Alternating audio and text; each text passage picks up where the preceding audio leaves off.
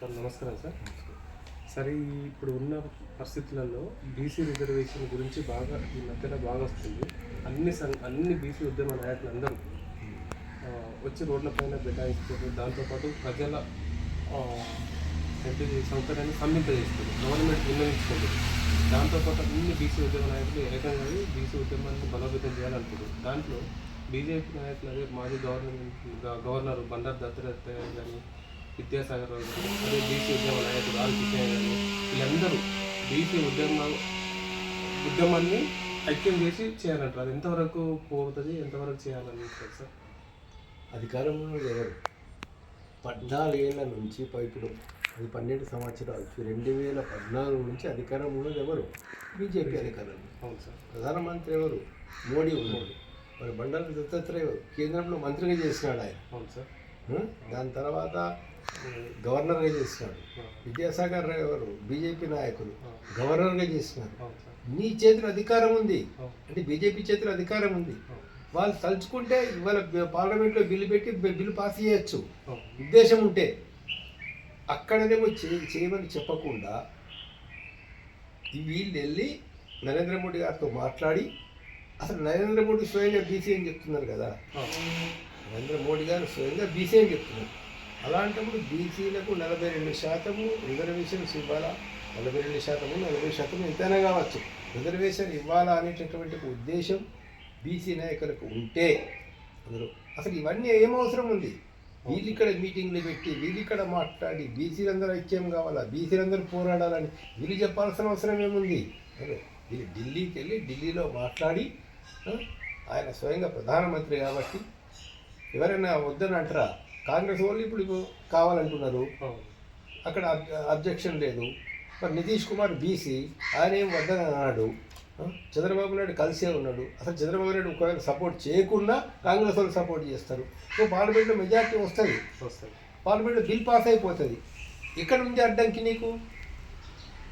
అడ్డంకి ఉండి main BJP యొక్క ఆలోచనలు. సార్ మరి ఇప్పుడు విద్యాసాగర్ కానీ, బండారు దత్తాత్రేయ కానీ వాళ్ళు వచ్చి ఇప్పుడు బీసీని ఐక్యతం చేయాలంటారు. అదే వీళ్ళు బీజేపీ గవర్నమెంట్ వాళ్ళే కదా సార్, వీళ్ళు వచ్చి ప్రధానమంత్రికి విన్నవిస్తే కాదా సార్? అయిపోతుంది కదా.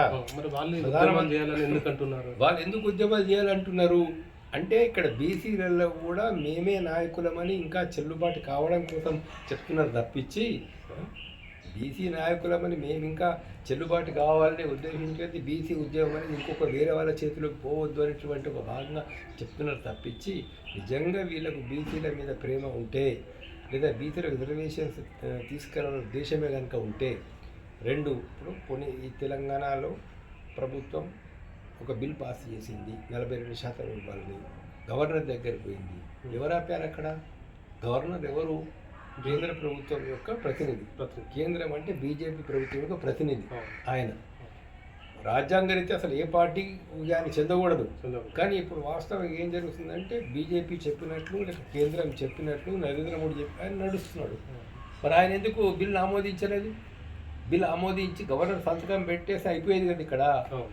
దాన్ని మన కేంద్రానికి పంపించాడు. ఓకే, కేంద్రానికి పోయిన తర్వాత మరి కేంద్రం ఎందుకు తన దగ్గర పెట్టుకున్నది? బిల్లు రిజెక్ట్ చేయకుండా, ఆమోదించకుండా, బిల్ పాస్ కాకుండా, ఇక్కడ ఏది లోకల్ బాడీ ఎలక్షన్స్ జరగకుండా ఎవరు చేస్తున్నారు? కేంద్ర గవర్నమెంట్ వాళ్ళే ఉందో. ఈరోజు బీసీలకు న్యాయం చేయకుండా, బీసీలకు రిజర్వేషన్స్ ఇవ్వకుండా తొక్కిపెట్టి మళ్ళీ వాళ్ళే ఇక్కడికి వచ్చేసి బీసీలకు రిజర్వేషన్ ఇవ్వాలని చెప్పేసి మాట్లాడుతున్నారు.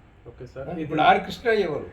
ఇవాళ బీజేపీకి సపోర్ట్ చేస్తున్నారు. బీసీలు అందరినీ జమ చేసి బీసీలు, అరే నువ్వు ఒక్క మాట ప్రధానమంత్రితో చెప్తే అయిపోతుంది కదా.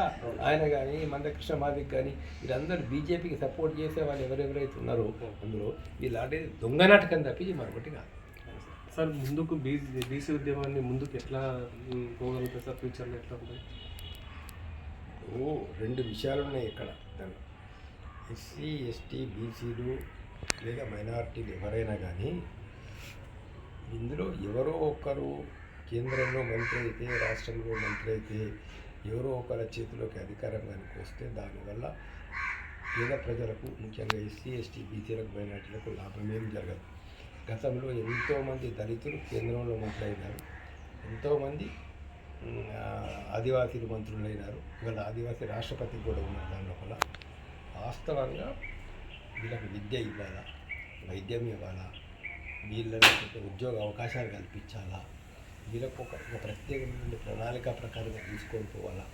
అయితే ఇవన్నీ ముందుకు తీసుకొని పోవడానికి వీళ్ళకు రిజర్వేషన్స్ ప్రకారంగా ఎక్కువ సీట్లు పార్లమెంట్ అసెంబ్లీలో ఇస్తే కొంత లాభకరంగా ఉంటుంది తప్పించి వీళ్ళ ఆర్థిక పరిస్థితిని బాగు చేయకుండా, వీళ్ళ అర్నింగ్ కెపాసిటీని పెంచకుండా, వీళ్ళు ఎక్కడైతే దోపిడీకి గురవుతున్నారు ఈ దోపిడీకి గురి కాకుండా చేయకుండా ఎవరో ఒకళ్ళు బీసీలలో కేంద్రంలో మంత్రి అవుతారో, ఎస్సీలలో కేంద్రంలో మంత్రి అవుతారో, రాష్ట్రంలో మంత్రి అవుతారో, దానివల్ల మొత్తం సమాజానికి మట్టుకు లాభం ఉంది.